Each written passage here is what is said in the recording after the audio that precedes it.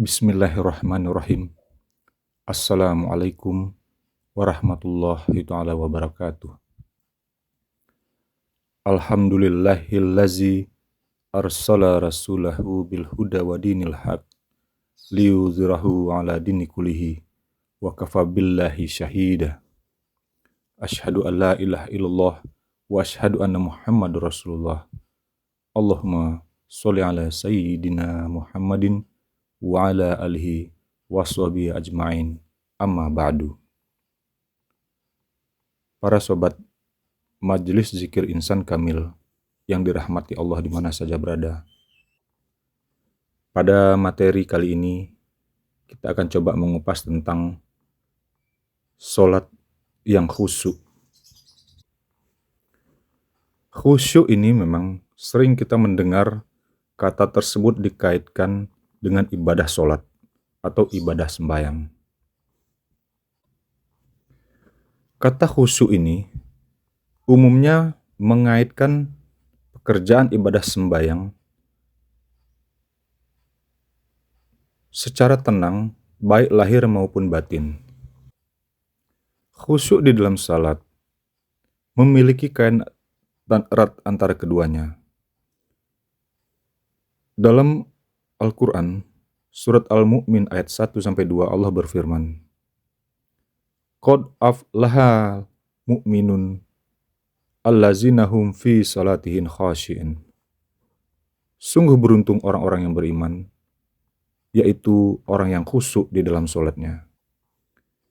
Ada yang berpendapat bahwa khusyuk itu adalah setengah daripada rahasia Allah. Dikarenakan khusyuk ini memang sangat berkaitan erat dengan Allah atau hubungan hamba kepada Allah itu sendiri.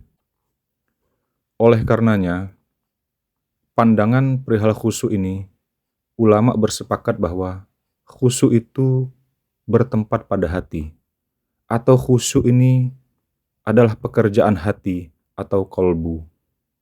Adapun pembawaan lahiriah hanya bersifat gejala atau tanda dari khusyuk itu sendiri.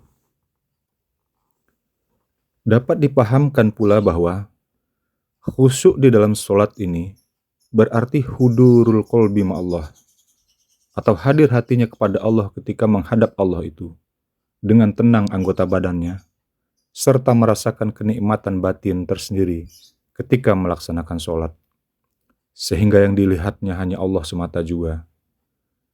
Begitu juga dengan perkataan, perbuatan orang yang sholat itu ikut hadir sejak awal hingga akhir sholatnya, dengan penghadiran dalam rangka pengagungan, pendekatan diri hamba kepada Allah, dan bahwasannya ia sedang bermunajat kepada Allah. Inilah yang disadari oleh hamba ketika melaksanakan sholat yang tentunya didasari dengan ilmu kolbi atau ilmu hati yang berhubungan kepada Allah itu sendiri. Khusyuk ini bisa muncul ketika seorang hamba yang bertakwa kepada Allah dan merasa dekat dengannya.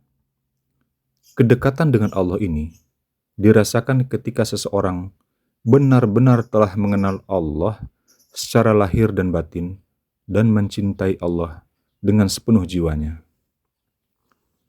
Para sobat Majelis Zikir Insan Kamil yang dirahmati Allah dimanapun berada,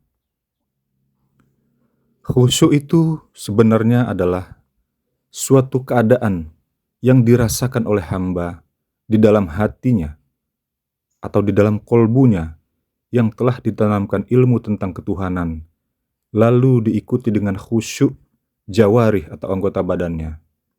Dari khusyuk hati, barulah pendengaran, penglihatan, kepala, dan anggota seluruh badan lainnya ikut khusyuk.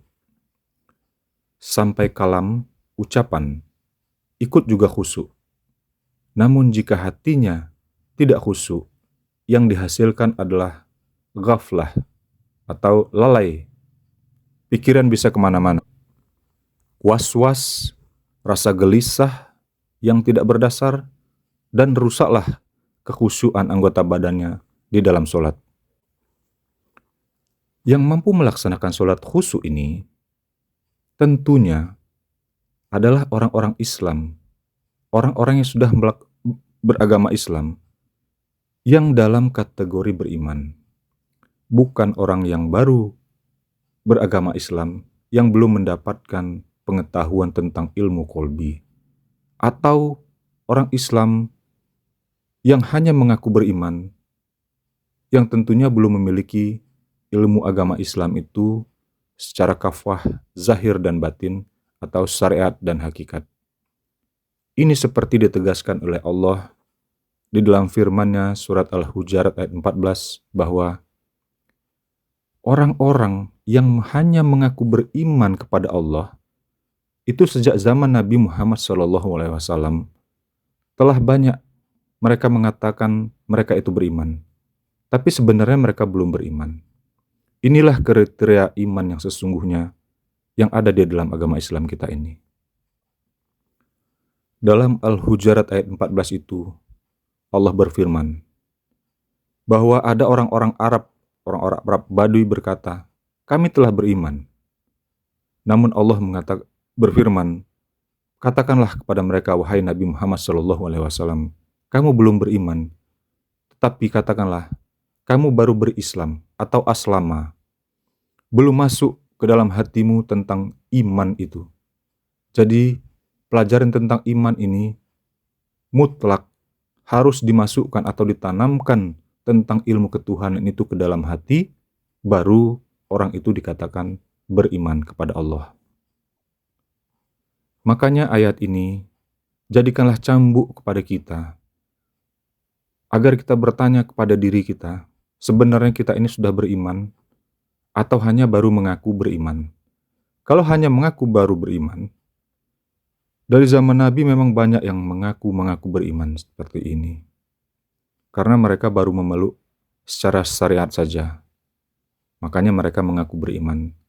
Namun, jelas pada ayat tersebut, Allah dan Rasul-Nya membantah bahwa sesungguhnya kategori barometer keimanan itu adalah harus ditanamkan ke dalam ilmu kolbu, atau ditanamkan ilmu ke dalam hati mereka.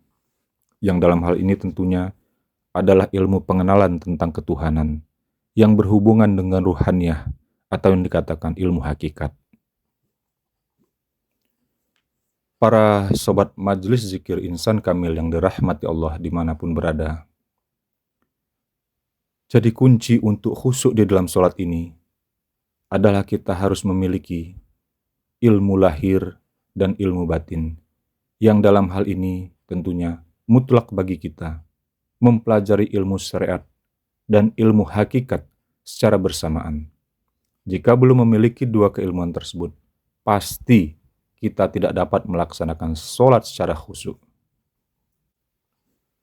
Jika ilmu syariat, kita bisa mengambil pelajaran dari bab kitab-kitab ilmu syariat di dalam salah satu mazhab salafus soleh yang 4.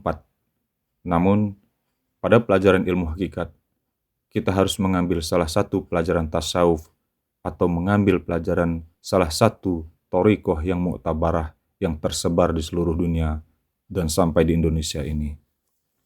Semoga kita bertambah gairah untuk mendalami agama Islam ini dengan terus meningkatkan kualitas keilmuan kita, sehingga kita dapat melaksanakan ibadah sholat kita dengan khusyuk.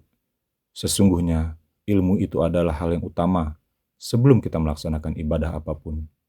Billahi taufiq wal hidayah. Wassalamualaikum warahmatullahi ta'ala wabarakatuh.